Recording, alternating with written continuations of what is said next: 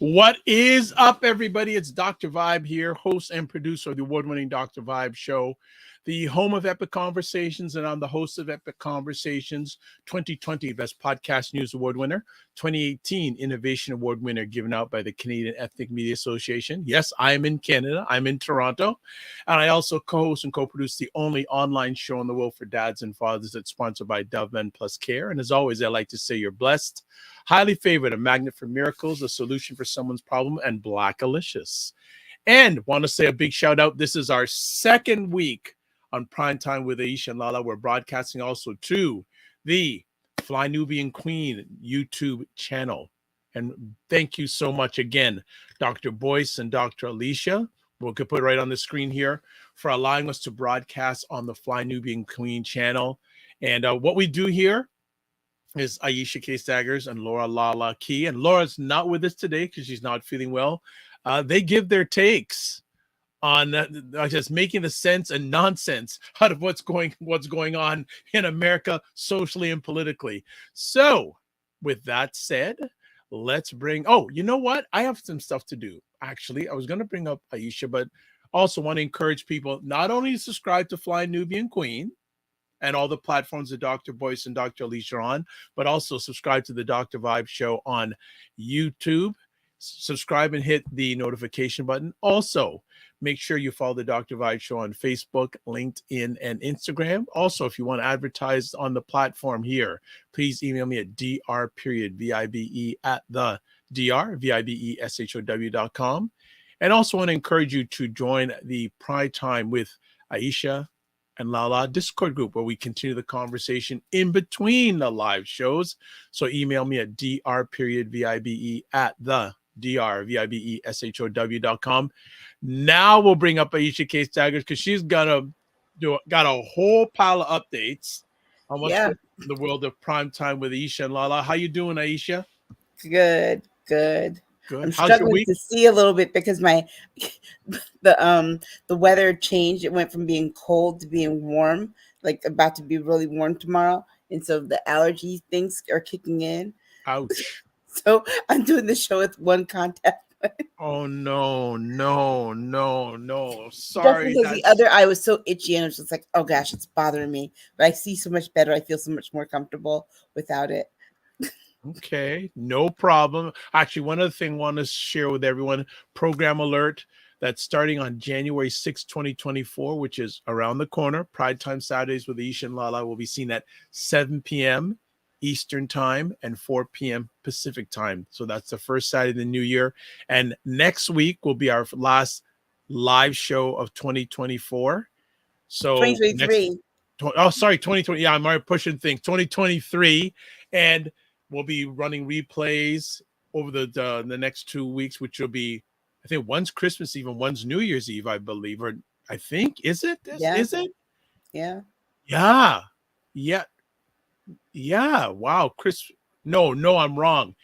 Christmas Eve is it's Christmas Eve and New Year's Eve is the Sunday. So 2 days Christmas before. Day.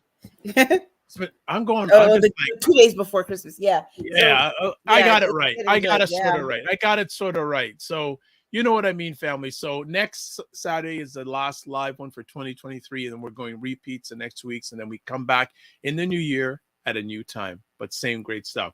So Aisha, before we get into the content tonight, you got a pile of updates for us. So yes. I guess for people, it's the first time we hear talk about the Primetime Saturday show store.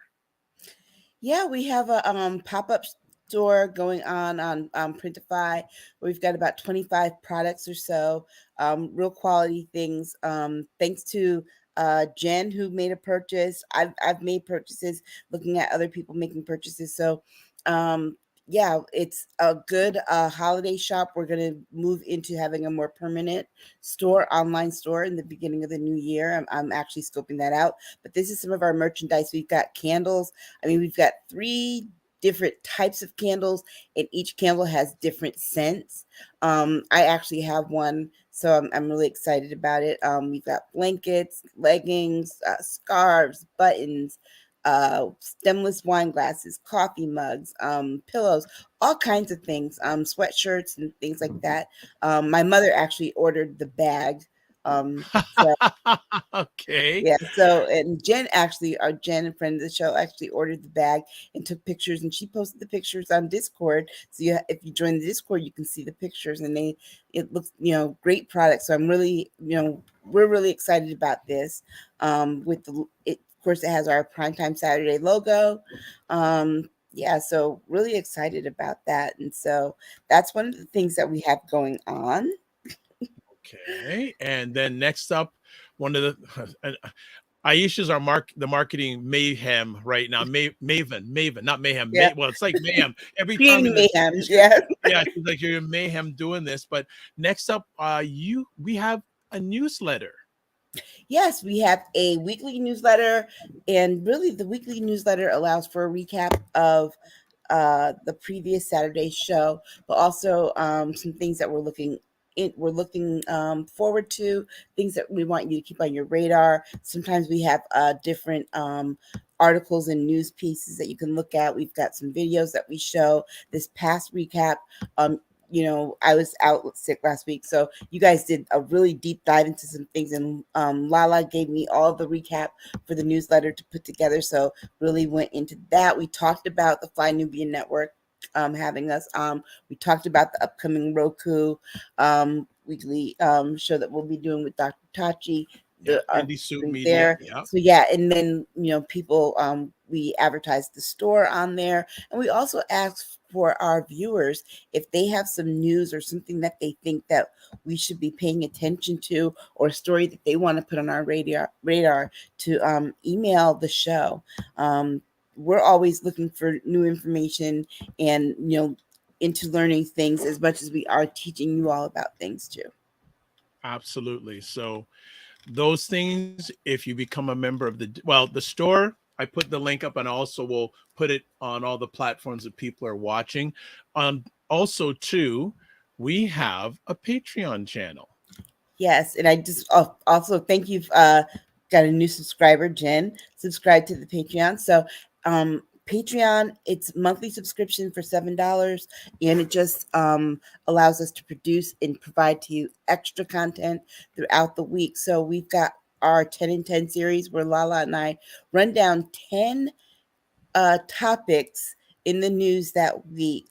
Um, we do it in 10, we do have a 10-minute version, that's why we call it 10 and 10, that we provide on Discord, but these conversations run at least an hour. So right now there's like 2 hour long conversations back there on the Patreon, and we also, you're going to be able to do polls, we're going to add a blog.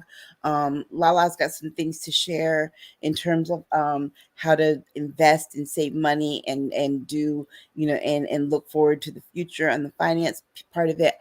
I'm going to be putting up some things that you need to know about these politicians that are coming up for election, and how to mobilize, how to things and strategies to get your community involved, and those kinds of resources. I'm going to be definitely interviewing different people who are writing books about these issues, because I've done that in the past, and so putting those up.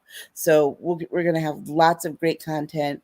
And also too, I've got some contacts with publishers, and so they're giving me books by that are either banned or by people who would typically be banned book people, usually authors of color, LGBTQ authors, and things like that. So we'll be able to give some of those out for free in some contests and things like that. So we're really excited. Wow. So yeah, joining our Lots. Patreon, $7 a Yeah. month. There's lots of different content back there that's going to be back there. We're building it up. We have the ability to do a Q&A. So Yeah, yeah, there are lots of things coming down the pipe. So we are ending off 2023 high and hard, yes, high and hard. So we're not waiting for 2024 to happen. We're already into 2024. We're not yeah, waiting for that calendar flip over. So again, want to say a big shout out to everyone that's watching Primetime Saturday with Aisha and LaLa on Fly Nubian Queen. Thank you so much. And you're hmm, free to make comments, please, please, please. And I see here we've got Good Evening Fitness IQ Cam watching on the Dr. Vibe show on YouTube, and everyone else. Yeah, let's make it happen. So yeah. let's get the first conversation piece up. So, Texas court temporarily halts order that allowed pregnant woman to have an abortion. So we were initially talking. We were going to talk about how Texas had, well, the judge had allowed this woman to be able to have an abortion. Just so you know, this woman found out she's 20 weeks pregnant, found out that the genetic disorder that her unborn baby has is fatal.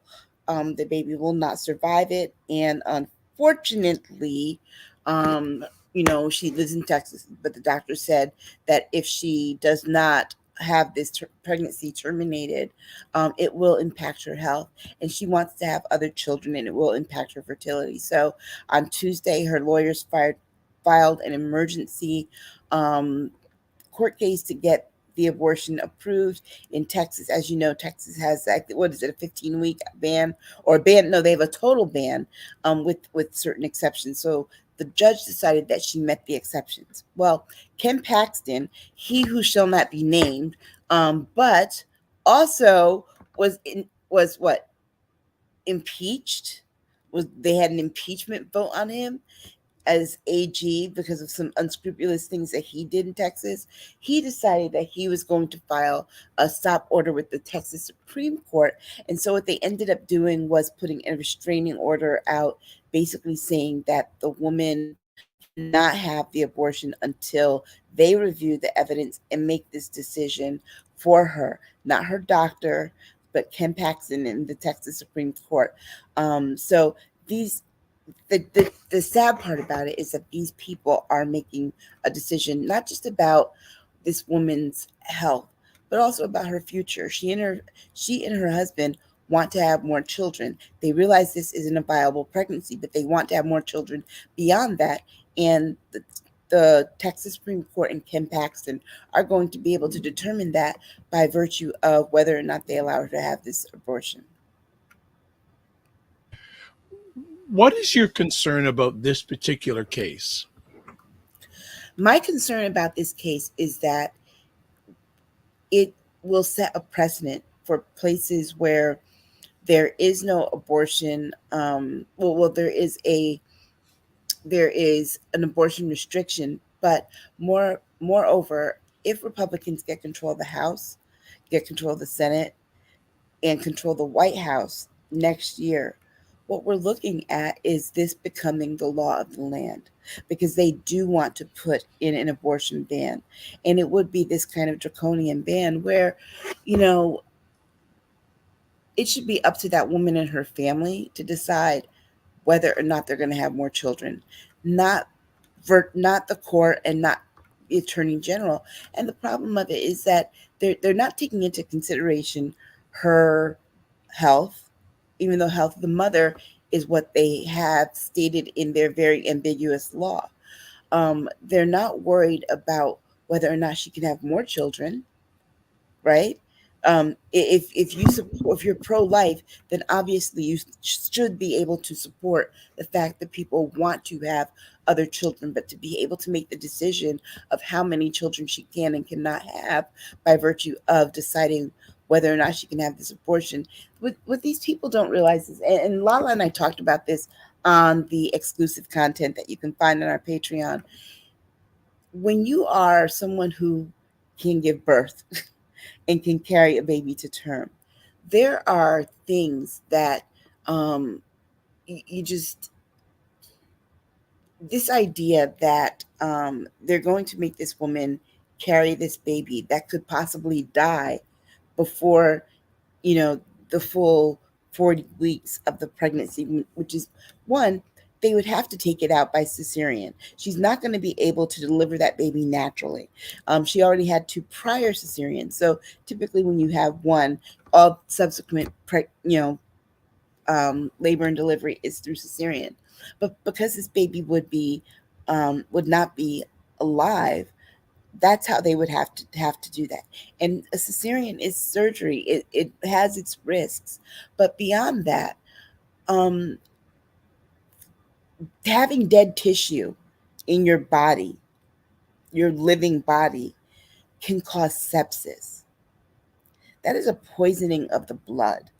So she's not going to die because if that were to happen, not die or get sick because she had an abortion, it would be because they forced her to keep dead tissue in her body for 20 some odd weeks. We wouldn't do that to anyone else. If you had flesh eating bacteria in your body, they would be like, oh yes, let's go and remove this, because it's dead tissue. It can cause further disease and all of that.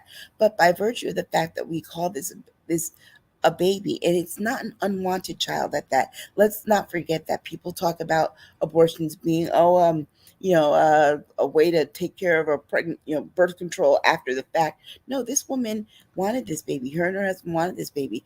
It just happened that it's not a viable pregnancy. So what scares me is this overreach, because you give them an inch, they're going to take a mile. And this overreach by people who do not have medical skill, are not people's personal doctors, or have any idea as to what is going on in someone's life, being able to make this broad brush decision about other people's lives is just wrong.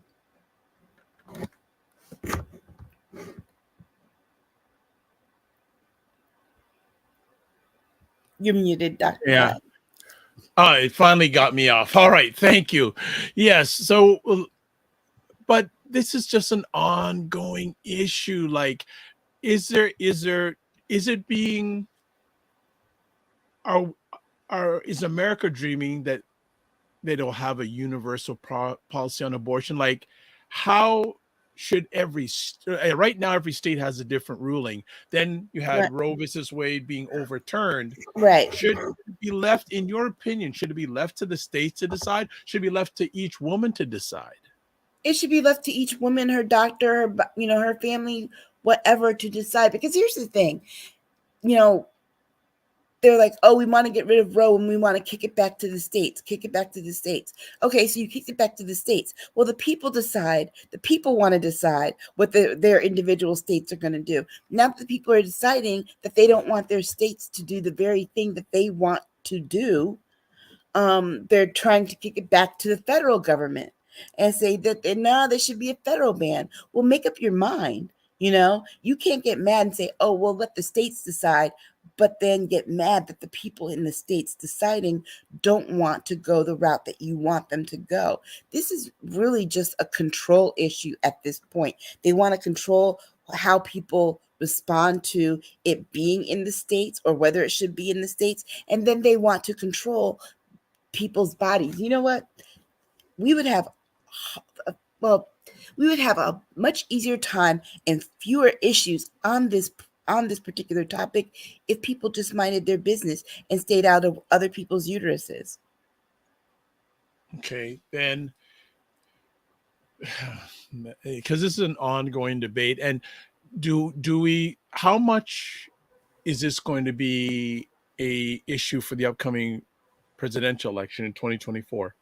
Oh, I think it's going to be an issue, because remember, there's still that other case in Texas where the judge, or Texas or Mississippi, the judge kind of kicked that one down the road too. But that's the one where the medication that they use for chemical abortions, or that people use for Plan B before they even know they're pregnant, that they want to get rid of.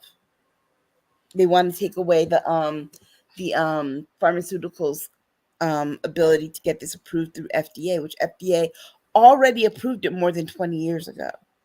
Okay, But so that's where we Regina, are. hey Regina, Roe says Roe versus Wade being overturned is taking away a ton of Republican voters.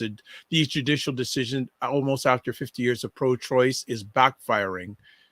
And she's She absolutely right. And Okay.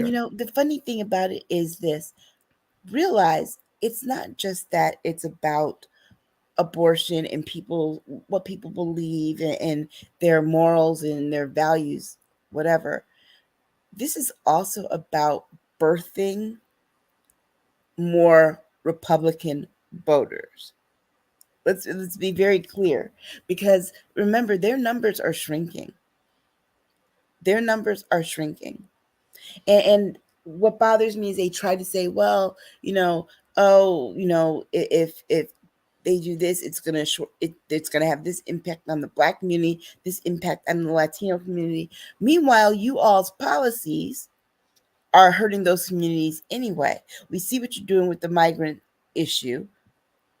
We see the other, you don't care about Black lives, period. So, you know, I'm really struggling to understand why you think that those things are going to move us when you demonstrate day in and day out you don't care about those lives, but the lives that you do care about, the people that you do care about controlling. Because think about it, these people that they are worried about controlling, the main people that are leading these cases in Texas are white women. Hmm. It would Okay. be it would be a whole lot easier if you all just said what you wanted to say, which is we don't want white women to have abortions because the population is shifting in this country. But the bottom line is this is not your decision to make. This is not a country's decision to make. This is an individual's decision to make. Okay.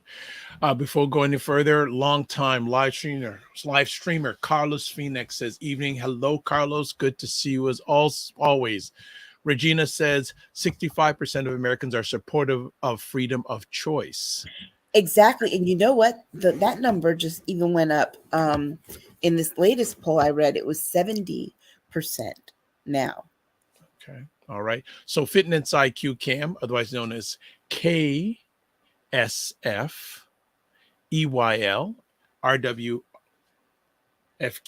I got it all right this time.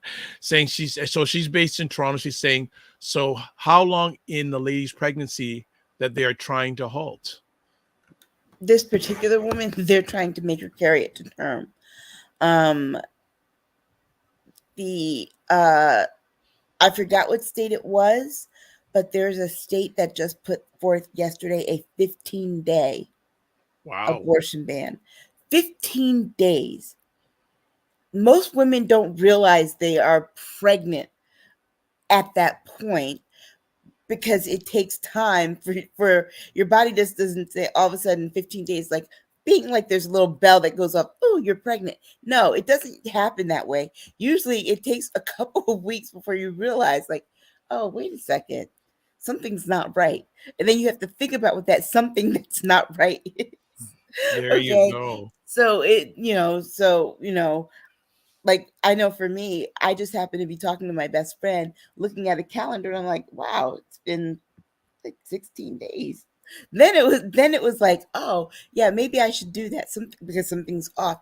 But it's not like women are like, oh yeah, 15 days pregnant, I can tell. You most tests you can't even tell.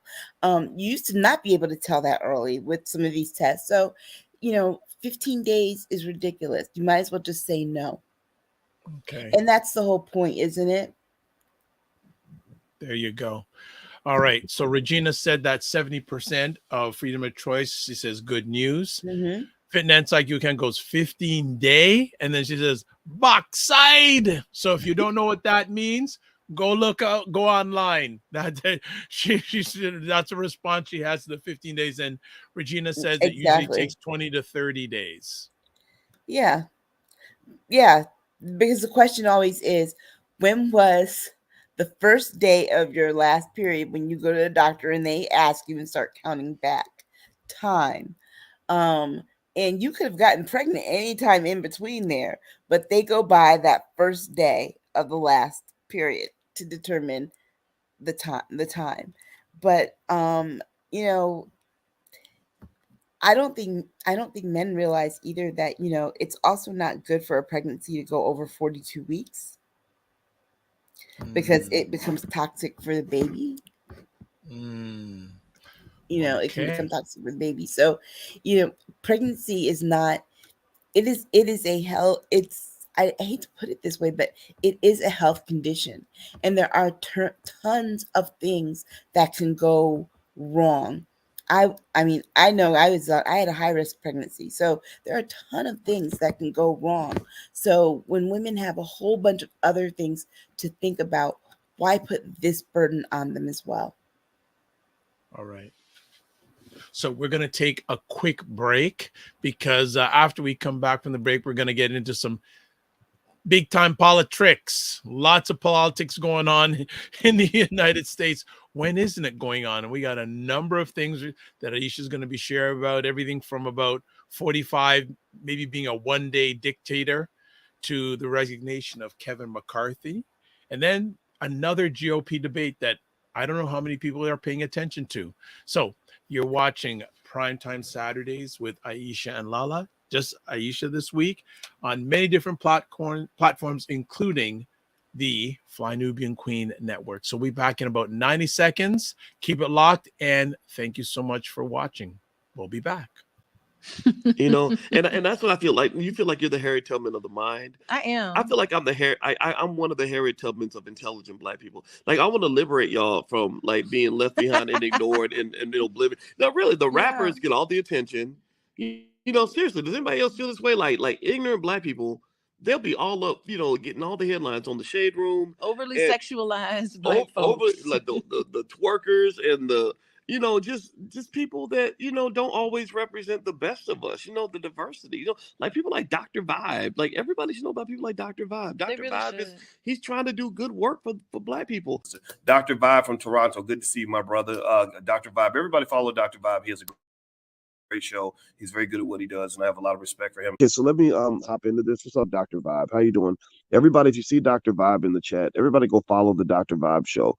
Dr. Bob is a real smart brother and a good human being. I like the guy a lot, and he's very intelligent. And I think everyone should pay attention to what he's got going on. We got to shine the spotlight on the intelligent Black people out here that are really doing the good work. Don't just pay attention to the rappers and the celebrities. A lot of these people are losers. Your true winners are your people in your community that are really having your back. Helping us to have stronger families and a stronger community. So Dr. Bob is in that category. So you might see the Dr. Bob show in this chat. If you see him, please go follow him. Okay. All right. So anyway.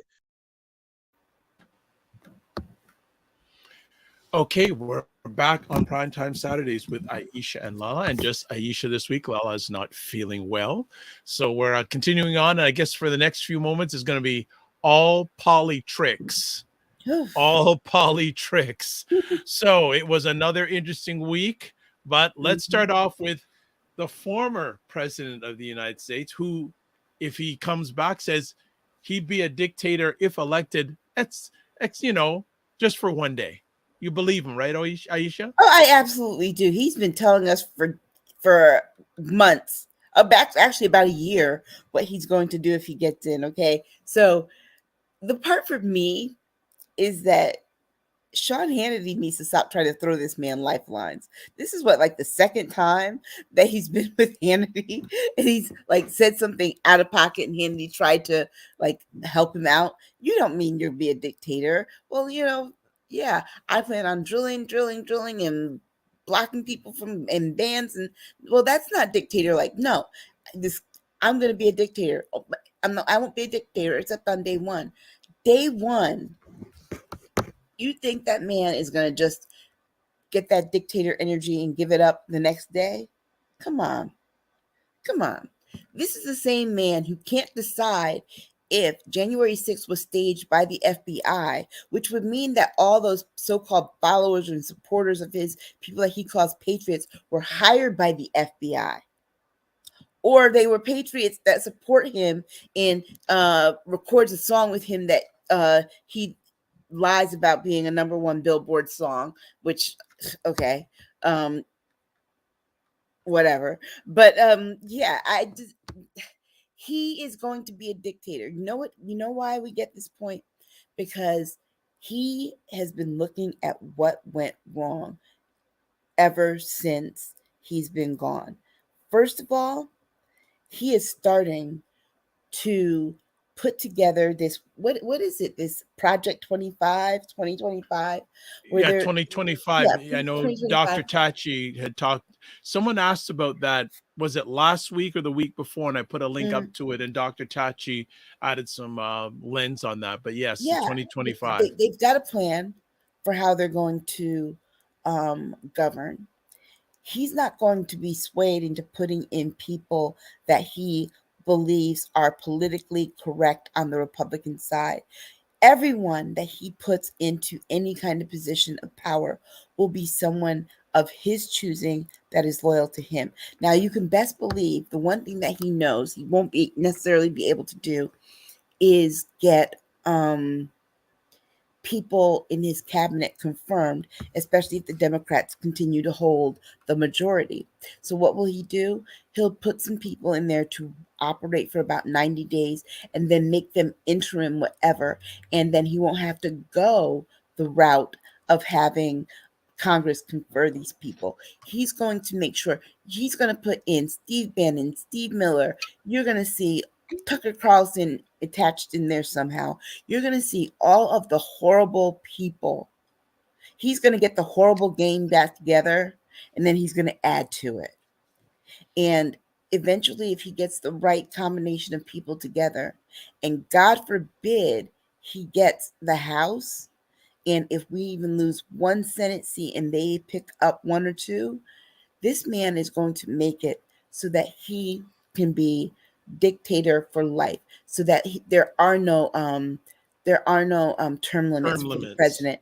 And then what does he want to do? He will want to pass it on, because I promise you this much. And I thought about this. I was reading the Atlantic's their special January February edition called If Trump Wins, where they've got 24 writers talking about these scenarios. And one of the things that I thought was, if he loses, you can best believe Ivanka will be running in 2028. What? Yes, if he loses, you can best believe Ivanka will be running in 2028. Because here's the thing, if he wins and he keeps himself there for life, he's going to set it up so that the person that comes after him will be one of his children. The only child that he really trusts with that level of carrying on his legacy and not as an embarrassment will be Ivanka. Ivanka. Oh boy. I know. But you know what? It is smart though. Yeah. Legacy building, very smart. Yeah, but that's the whole thing, that he wants to do legacy building with our government. And I had this conversation with one of my friends when he won, and Trump was like, "Oh, as president, I have this and that." He's got presidential immunity. I'm a president. I can do whatever I want to do. No, because he's confused being president of a country with being president of your own business. When you're president of your own business, of course, you set the rules, you set the policies, whatever. But when you're president of a country, there are rules and guardrails. And that's not what he was expecting, because he's an ignorant, bloviating bigot, and he doesn't know anything, but he likes to pretend he knows everything. So do I believe him? Yes, 100%. He keeps telling us what he's going to do. He says he's going to go after all of his political enemies, even if nobody does anything to him. He is going to go after them. So he's going to have investigations after investigation after investigation. They're not going to get anything done on these kitchen table issues that people are worried about. Inflation, the cost of nothing. They're not going to be able to do any of that. But what the other thing he's going to be able to do, he's going to go with all his business friends and cronies and get rid of all the unions. So all these things that we just saw, the unions had a massive year this year. But what will he do? He'll get rid of that too. He's going to make sure that, again, like he said, the Muslim ban, he's going to do something at the border. He's going to try and deport people.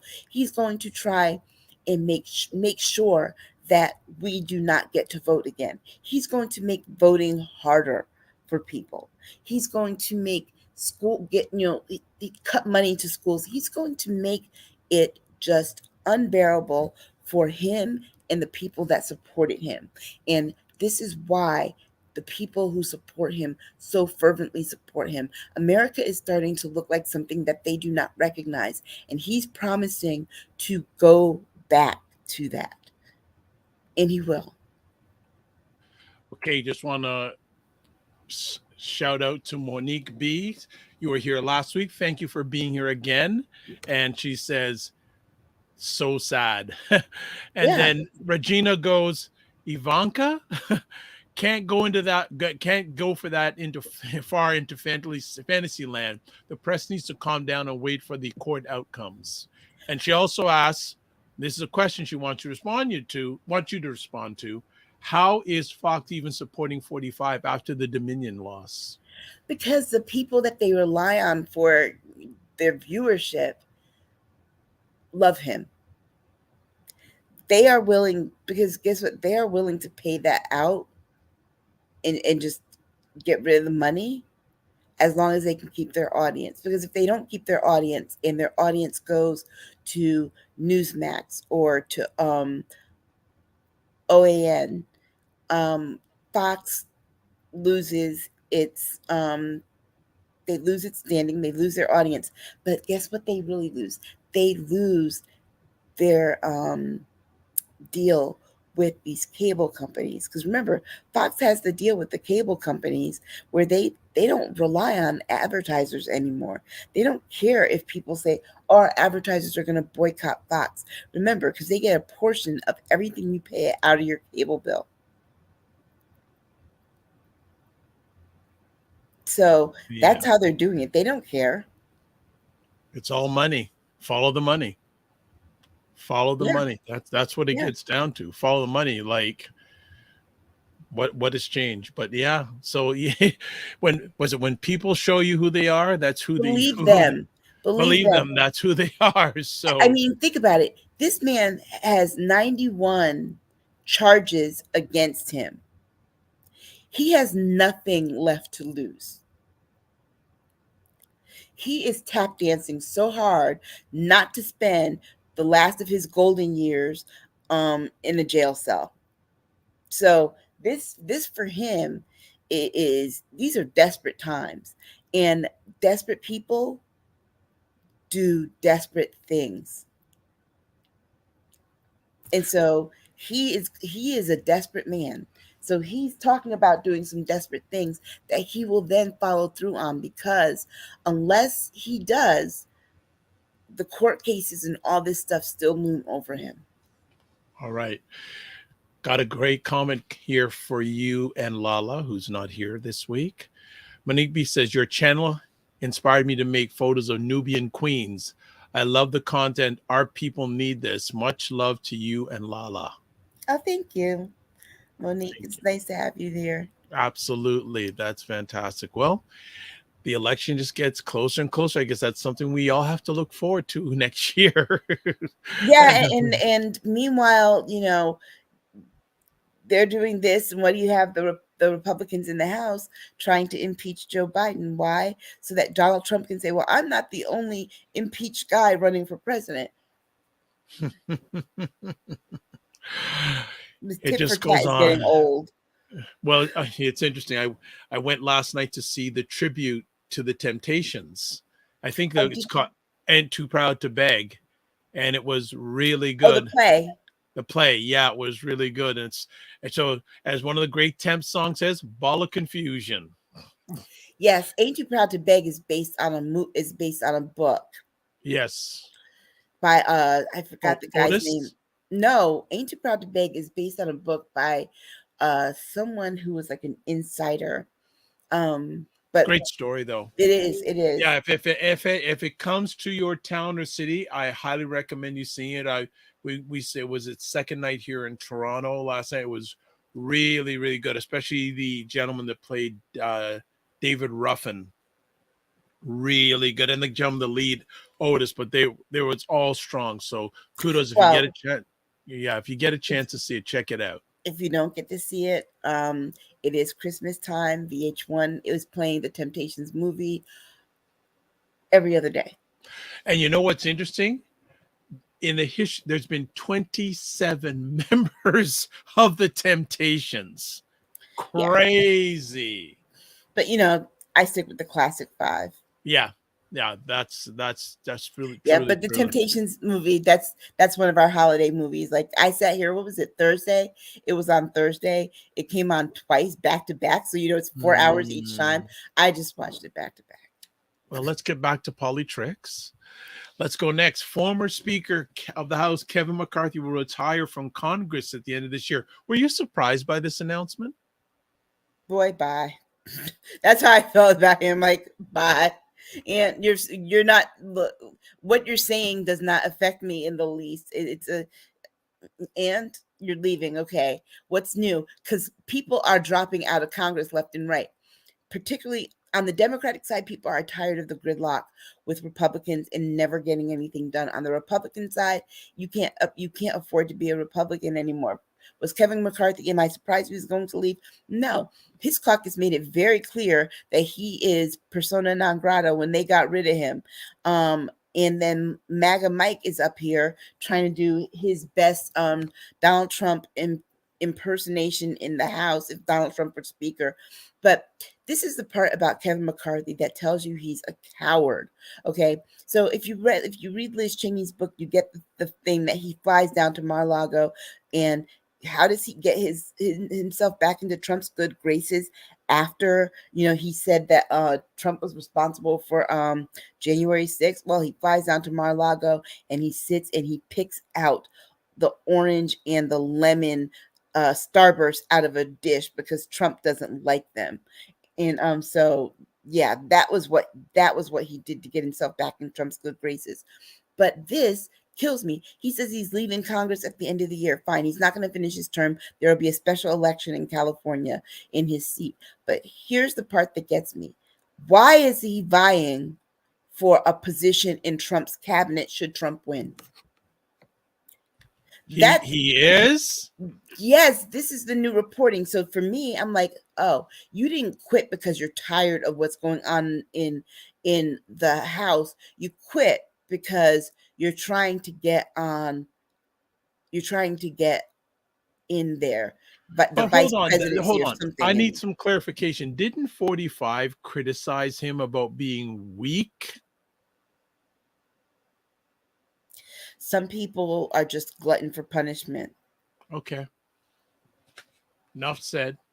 Look, if Trump slapped him down once, he didn't. It wasn't enough. He wants more. What some say maybe a glutton for punishment. Yep.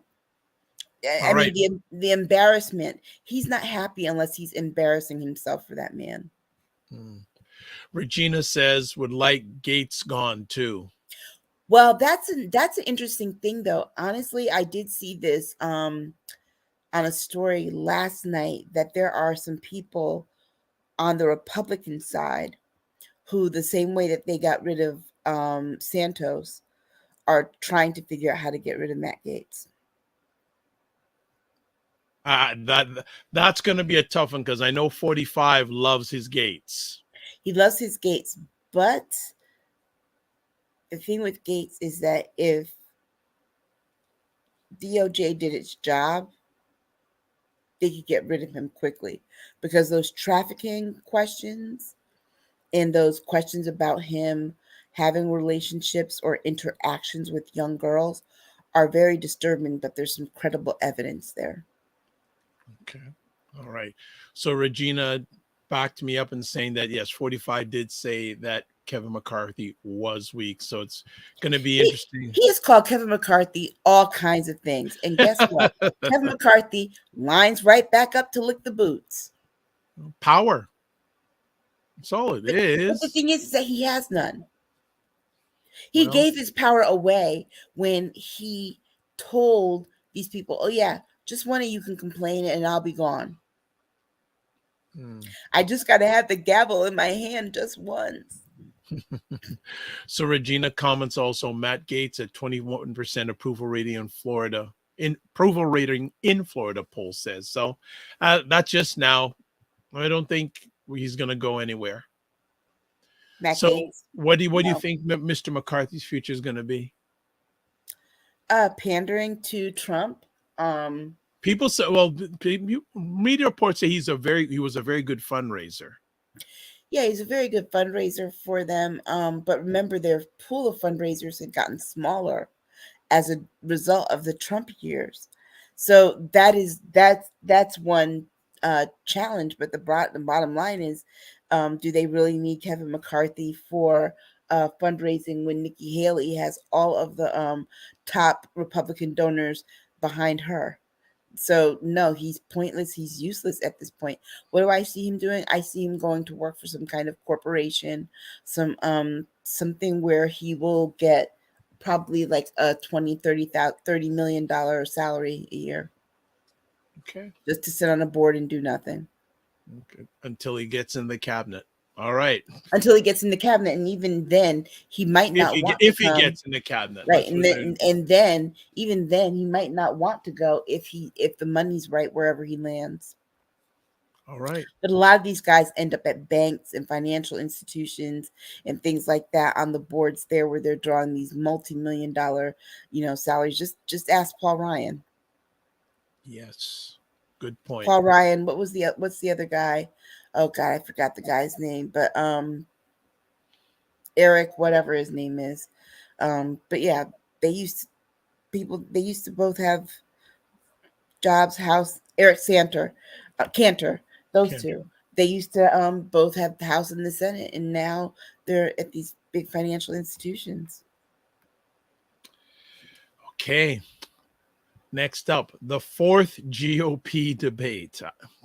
You watched it. And actually, if you go on the Discord group, our public Discord group, Primetime Saturdays with Aisha and LaLa, you did a very comprehensive background on that, more than I heard on almost any media. Okay, so first of all, I couldn't find where to watch the debate. It's like it was so obscure. CNN covered it at like 10. I thought it was coming on CNN. I was like, why is it coming on at 10 o'clock at night? But apparently it started at 8 o'clock and it was on News Nation, which News Nation is, they call themselves centrist, but they're more right leaning.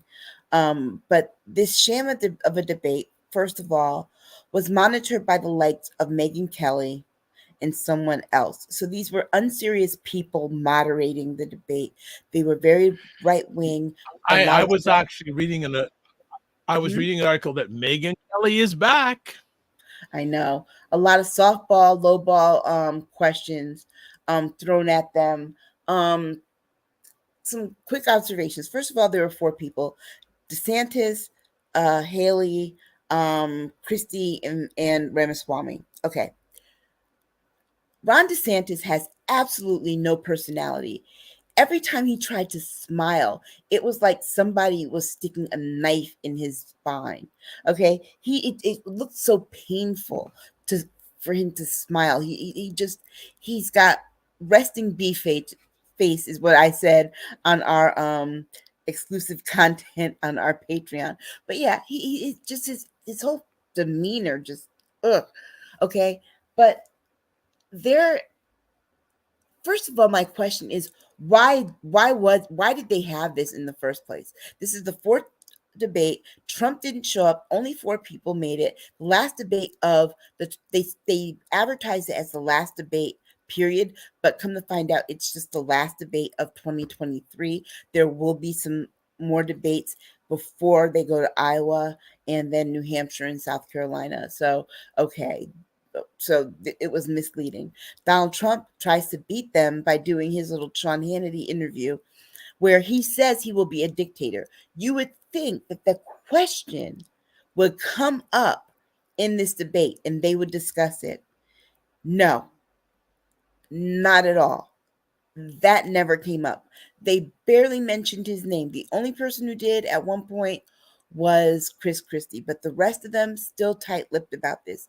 Nikki Haley knows that she has all of the donors on her side, so she was a bit more reserved than she had been in the other debates. What worries me, however, and I made this clear on our Discord, is how women responded the day after to her being beat up by Vivek Ramaswamy and Chris Christie coming to her defense. And liberal women liberal women were just like, oh, I thought Nikki Haley did so well. And they were just praising her. And you know what worried me when I saw that? And when I say liberal women, I'm not just talking about liberal women. I'm being very specific in saying that these were liberal white women, primarily, talking about how great Nikki Haley is. And you know what scared me about that? 53% of white women voted for Trump in 2020, 2016, 52% in 2020. And that scares me because if these people are looking at Nikki Haley and they're like, oh, well, Nikki Haley did this. And I'm like, you do realize that she is just as dangerous as Donald Trump, because maybe even Donald Trump is dangerous to democracy as a whole. Nikki Haley is dangerous because she knows how to put that stuff into legislation. She's had lots of years of practice doing it. But that worried me. Vivek Ramaswamy was just being a total jackass the whole time. That's his shtick. He went so far to say that January 6th, we know it was made up. There's this and that. And then Nikki Haley and Ron DeSantis did something really weird where they were trying to out-transphobe each other, like to see who was the biggest anti-trans person ever. And Ron DeSantis said, well, I'm doing this because I'm worried about little girls. I'm worried about the little girls. And Nikki Haley would have, men coming into the bathroom where your daughters are going. It's weird. It was just weird. They didn't talk about anything that anybody would care about.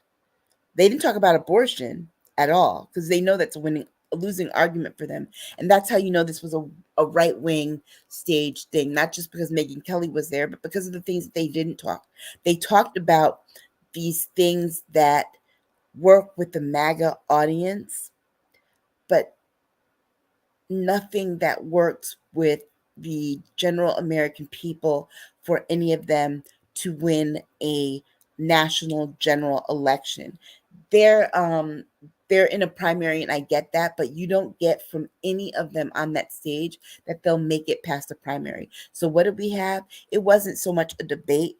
It was just a showcase of all of the people who will not be getting the GOP nomination. From Fly Nubian Queen platform, 45 will be present regardless if we like it or not. And for a man who's on try, he still leads in the polls. Okay, let's talk about polls. We do this every now and then, sir. The polls, 160 million people voted in the last election. These polls are not polling more than 1,000 people. And when you look at who they're polling, the majority of the people that they're polling either are admittedly right of center or right. So, of course, it's going to look like he's leading in the polls. He's leading in the Republican polls for who's going to win, out of all the Republicans, because they're only asking Republicans. They're only surveying Republican voters or likely Republican voters. But these other polls, he's leading Biden. No, 1,000 people are not going to tell you what more than 160 million are with their vote. So to be able to say that this poll, where we just polled 1,000 people, the majority of them Republican, and we're going to say this is how Americans as a whole feel, it's just fundamentally wrong because the polling is flawed. So Democrats are all the hand wringing and the pearl clutching about the polls. Chill. Anytime somebody says a poll or announces that they're doing a poll or whatever, go look back at the little fine print, see what the plus and minus is in terms of their margin of error. Anything more than 3%, you got to look at it kind of sideways. And if they're polling just like 1,000 people, it's not worth paying attention to when we know how many people voted. Okay, and yeah, you clown says, okay, that makes sense. There you go. All right, good stuff. Well, it'll be very interesting to see again too what the future debates. Like I don't know who's paying attention to these. And Ramaswamy 45 said that he won the debate. So, and I guess because do you think Ramaswamy wants to be the vice presidential candidate? I don't know what he wants. I think he just I honestly, I think that he's being paid. If Trump has nothing but praise to unleash on this man, I'm suspecting that he's just there to be a spoiler. Okay. Because he has no real path to winning. You know, I mean, he's not even he doesn't even have 10%. How's he ending up on these stages that some of these other folks couldn't get? I mean, let's be very clear. The fact that Vivek's still there and Tim Scott isn't. Tim Scott's not there. The only reason Tim Scott's not there is because people were asking about Tim Scott not having a girlfriend, and then it backfired in their face when they saw the girlfriend that he brought. Honestly, it was Mindy that sunk Tim Scott's chances, okay? Because I don't think that the Republican donors that were behind Tim Scott knew what kind of women Tim Scott dated. They just wanted him to prove he wasn't gay.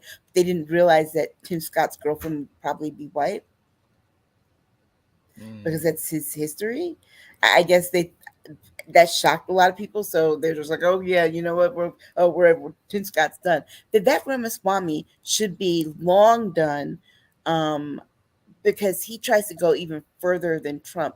But Trump loves him because what does he do? He's making all of the arguments there, so Trump doesn't have to. Trump's not showing up to these debates, not just because he's ahead, because remember, Donald Trump cannot help himself. If people were going to say things about him, he would go after them. He would be compelled to be there. There's a reason he's not there. And my thinking is the reason he's not there is because Vivek is. And Vivek's doing the work for him. Interesting. Okay. Well, let's get out of the political stack and let's talk about an unfortunate incident, another mass killing in America. Police. Yeah, at this point, we've had more mass shootings than we've had days in the year in this country. And this, I'm still trying to get all the details on this. This was a professor who killed other professors at the school. No students were shot. But you've got parents who are thinking long and hard as to whether or not they're going to send their students back to campus next semester. Okay, you've got a whole campus that, just the same month where it's 11 years since Sandy Hook, and then there's a whole bunch of other mass shootings. Remember, Las Vegas is the site for that deadliest mass shooting where 60 people were killed at that concert. Okay, so at what point does it become enough? Basically, what we have said here is that, you know what? We're just not going to do anything about it. We've had enough, but we're going to agree to not do anything about it. And it's sad because there is not one aspect of American social life, political life, economic life, work life, period, where you can go and feel like you are safe from gun violence. You can't even be in your home, in your bed, as we saw in Kentucky, right? Sleeping in your bed, Breonna Taylor, and not be killed. So where can we be safe from gun violence? Nowhere in this country. And to say that, oh, it's so far gone and this and that, the Second Amendment is not absolute. We need to stop treating it as, just like we know the First Amendment is not absolute, because criminals don't have the unabashed access to their First Amendment rights. So why should the Second Amendment be treated that way? And like we said before on this show, you have to have a license to do anything in this country, anything and everything, except have a gun. Everybody knows LaLa's a realtor. She has to have a license to sell houses. You have to have a license to teach. You have to have a license to cut hair, but not to own a gun. Interesting analogy. As we look into 2024, do you see any hope in this area for America? No. I think that we put it this way. December 12th is a day of remembrance in my state because that's when Sandy Hook happened in 2012. I'm sorry, yeah, December 14th. And what I take from that is that if the sight of 6-year-olds being murdered or the thought of 6-year-olds being piled on top of each other in a classroom bathroom after being slaughtered by an assault weapon, and they're all in there dead, the exception of one child who hid beneath her friends and smeared blood on herself so that she wouldn't be killed. If that doesn't move us to doing anything, to knowing that a 6-year-old boy was hit 11 times by AR-15, 11 times, 6-year-old body. You know how tiny those bodies are. If that doesn't move us to do anything about it, babies, then nothing will. Wow. It's not an optimistic outlook, but grandparents, think about it. We look at the racially motivated shooting in Buffalo. Most of those people were grandparents. If grandparents and babies don't push us to doing something, then why should we expect that anything will happen? okay. All right, our last conversation story for today is AP African American Studies reworked amid controversy. So when Aisha shared with me this on our back channel, I said, like, this story was a few months ago. But no. So Aisha, get us up to speed on this one.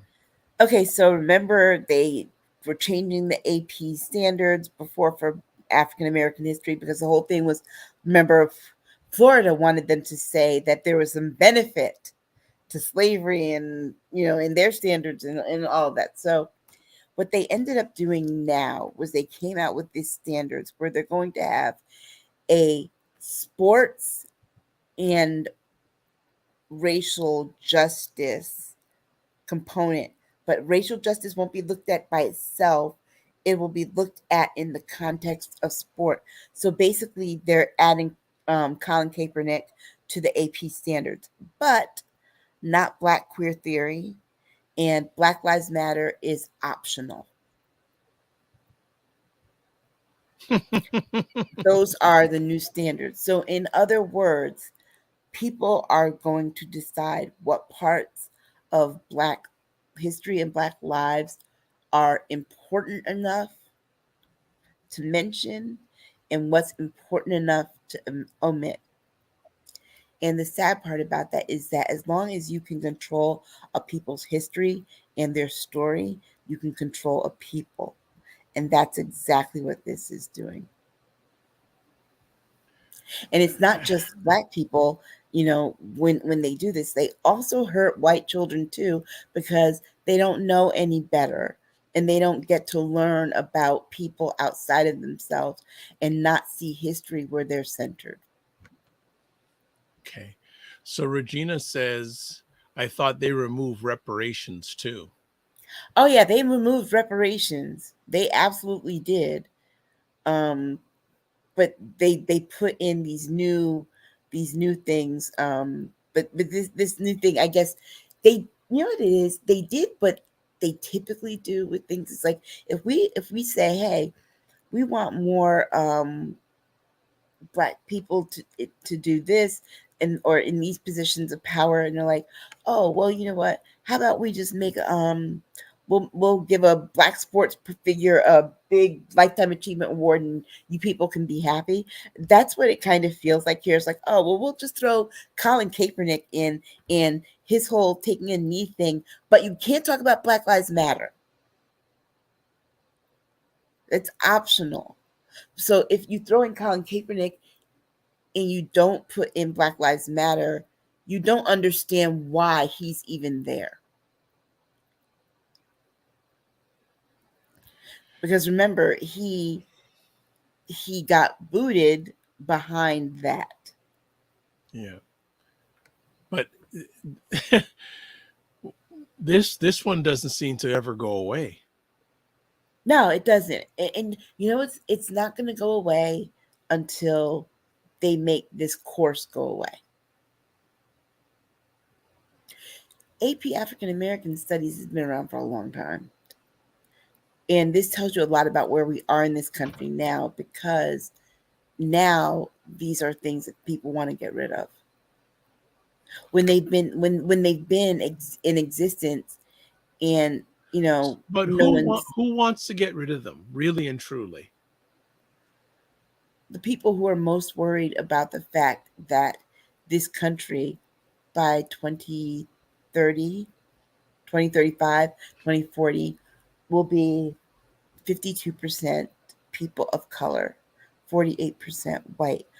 As it stands right now, the majority of children 18 and under are people of color. Wow. Didn't know that. Yeah. Wow. So I guess there are a group of people very scared about that. Very much, because guess what? If the country changes that way, what also changes are how people vote will change. And if how people vote changes, especially if the majority of people are color and they start to seek representation and people that look like themselves in positions of power, what changes eventually are the mechanisms of power and the ownership of that particular power. And you're looking at people who feel like their time is running out in control of holding that power. And what is the thing that, and when you talk to them, what is the thing they're most afraid of? And it always amazes me to get this answer. It's like they're afraid that the people who have been marginalized will flip the script on them and do to them the things that have been done to us as people of color, marginalized communities. But you have these conversations, and it's amazing to me because they're very surprised that no, we just want to be left alone. Really? You don't want revenge? No, I just really want to be left alone. Okay, Regina is on fire today. Have a problem with this history being taught as AP curriculum only. I taught these topics in conjunction with Black literature as an ELA teacher. However, I taught in a 95% Black-brown district. I need some education. What is AP, African American Studies? Advanced placement. Okay. So this means that these students who take this, there's an additional fee for these courses. But when they take them at the end, they pass an exam that will provide them with college credit that they can then transfer to the colleges and universities of their choice.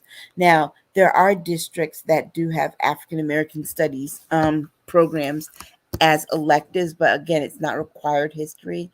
My high school did when I was in high school. I do know that in the state of South Carolina, they have a state mandate that requires African American history to be incorporated into the curriculum. However, they don't do it very well. When I was actually teaching 5th grade there, the African American books, the books for the African American history to integrate it into the curriculum were in a cabinet and had never been opened. And so I think it makes people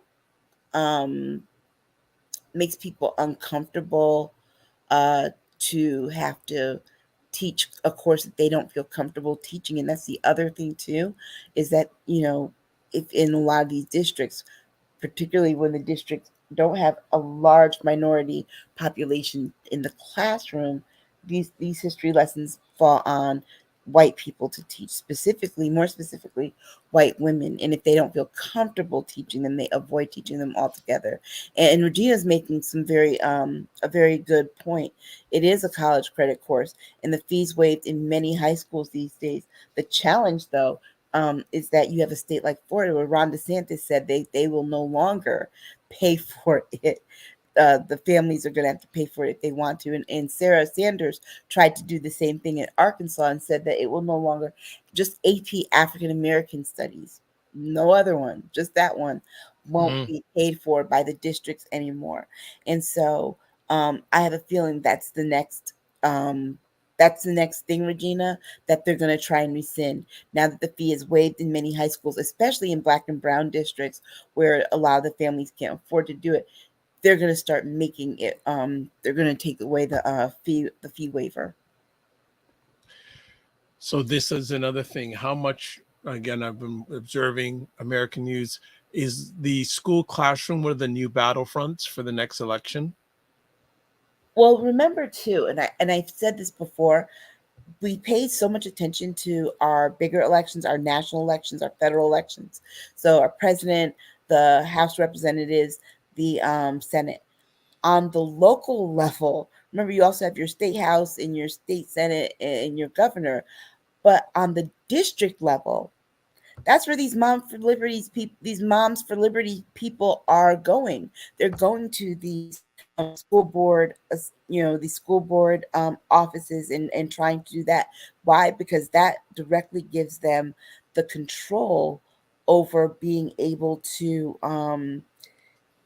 what's taught in the classroom, what courses are offered, what textbooks are offered, what books they're going to ban. And that is where they found their wheelhouse. Thankfully, they lost all their races this last time, right? But except for one. But that doesn't mean that they're not going to stop trying.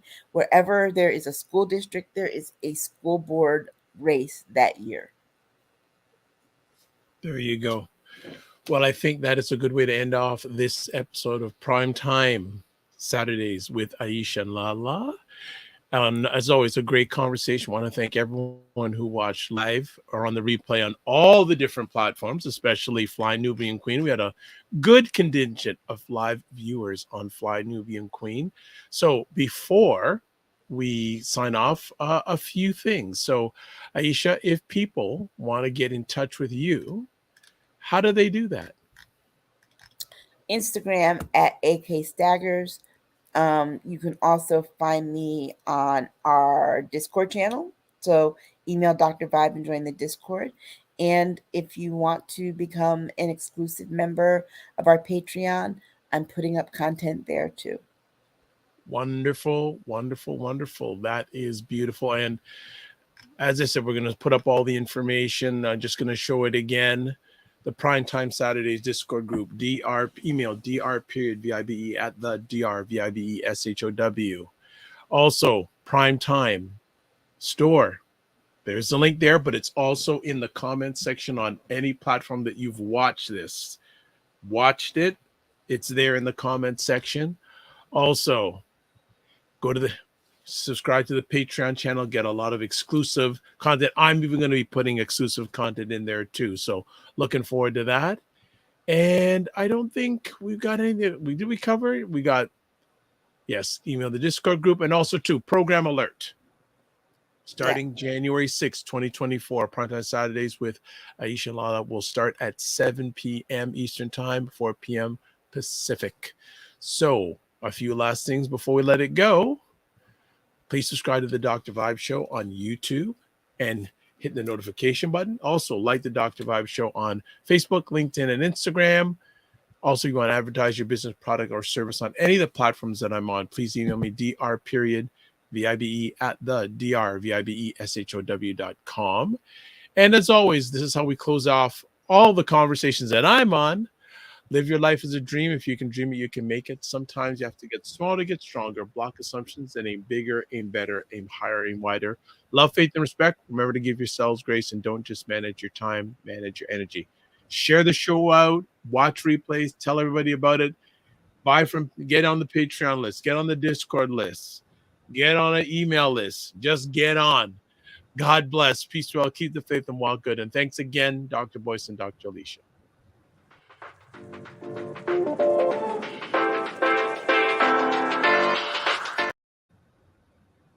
Ran the wrong thing, family. So you know what? We're just gonna end it off here.